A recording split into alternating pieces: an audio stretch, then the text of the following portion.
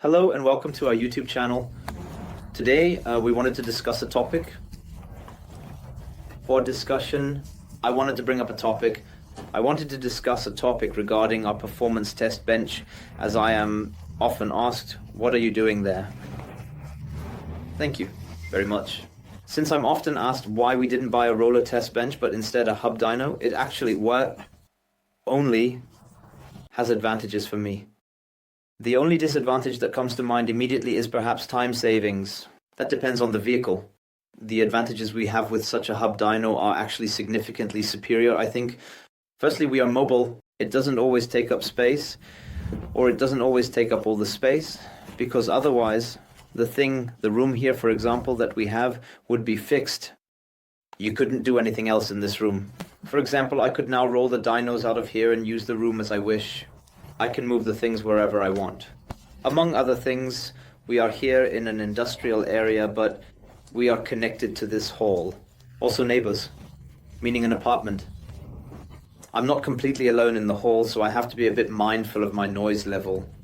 And such a hub dyno is much quieter than a roller test stand because we don't have the rolling noise of the tires, and the roller itself is always ventilated. Yes, it was good.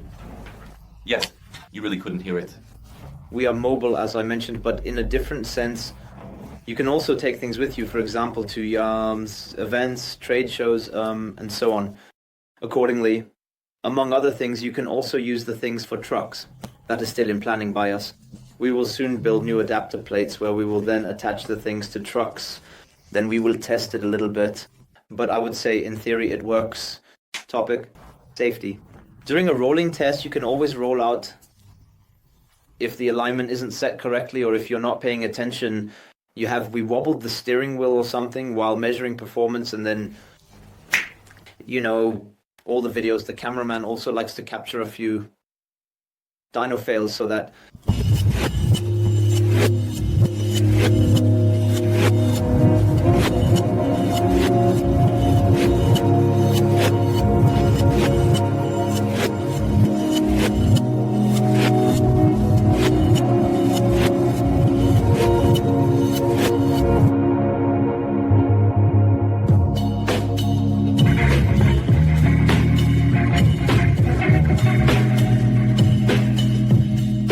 exactly, such things don't happen. I bought such a thing for those reasons, because there is a wall, and behind the wall, for example, my brother sits in his office, and I don't want to run him over at 200 km/h. Or therefore, I prefer to play it safe with the performance test stand here. I might have 5 minutes more work during the setup, but when it comes to safety, the test stand is, I would say, superior.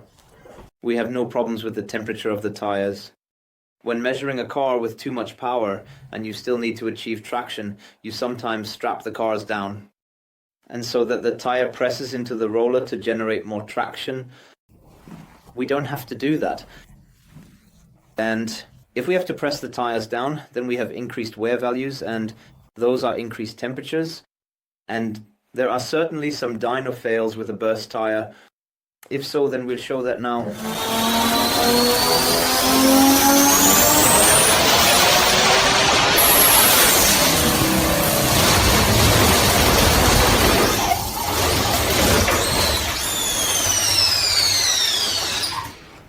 But do you think you would fly all the way back if you had a roller on here and the car jumps back down? Do you think you'd fly through 2 rooms? I don't know. It depends. Those are guiding industries. Yes. Well, I can imagine it depends on how you handle the tire somewhere, because traction control is off. Yeah, well, it spins like that when you just, what was I thinking? Recently with the S63, 330, really with the S63 it was at 330, 340 km/h. Sometimes it slips out of the roll. Yeah, okay, it acts like a slingshot there. A stretched rubber band just needs to hit a tire somewhere once, and the range is already a topic. The price is almost identical. They are probably, I assume, depending on what you compare it with. If you compare it with an inexpensive roller test bench, then we are in a similar price range. But if we can't compare this thing with a Maha test bench. A Maha test bench is worlds more expensive. That's why the only other negative aspect I've noticed here, which, of course, no one tells you beforehand when you buy the thing, is that open differentials cannot be measured, or at least I don't know how to do it. Yes, that's true. So if you have an open differential, then one side is always a bit heavier than the other, and then only one side turns. One thing that annoys me a bit about the dynamometer is there are cables lying around everywhere. Of course, you could make it a bit nicer by running cables from above and here and there, and then have individual sockets directly at the spots. That is also a negative aspect, because you really always have to work hard to take the damn stuff with you. Yes, but you can't take the other one. What kind of equation is that? You can't take the other one with you at all, but you can take this one with you, but then it's a bit exhausting. It's a lot of work. Yes, but there were people at Nashport, for example, who said, wow, 150 euros is really expensive for just banging your thing on the roll, man. Are you crazy? Did someone? Of course. Yes, but unless someone says that. Even when I mention my prices for software optimizations, oh, that's expensive, I can get it next door for 250. See, then take the mother damage with you. Forget mother damage. I just have something like, just a little. Yes, that's just how it is. No, I don't want to say that software optimizations at a cheaper price are bad. For heaven's sake. Now it starts. Yeah. Would you, if you could, want to have bikes? Roller test bench and Dynamag. Yes, just for convenience reasons. But are you playing the role today too? Rumpelspan Bob screen.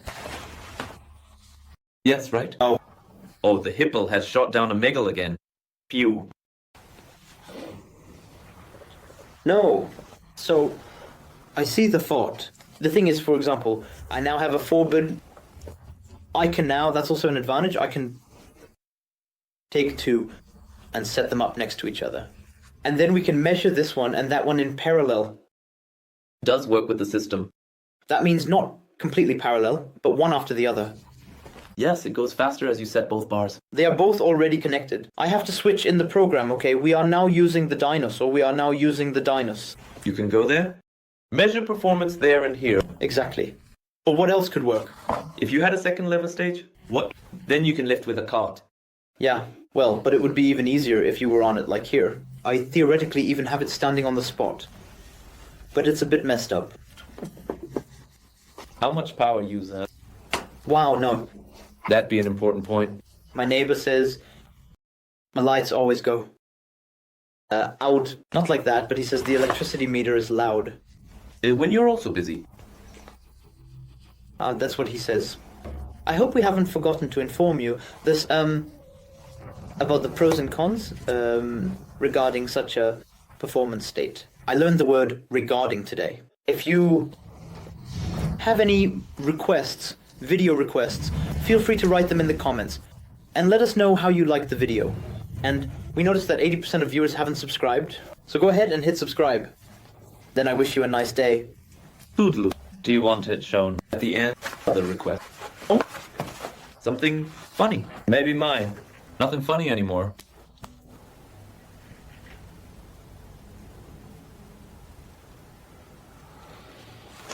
What's the creature called? Meerkat. Oh. Does it have legs?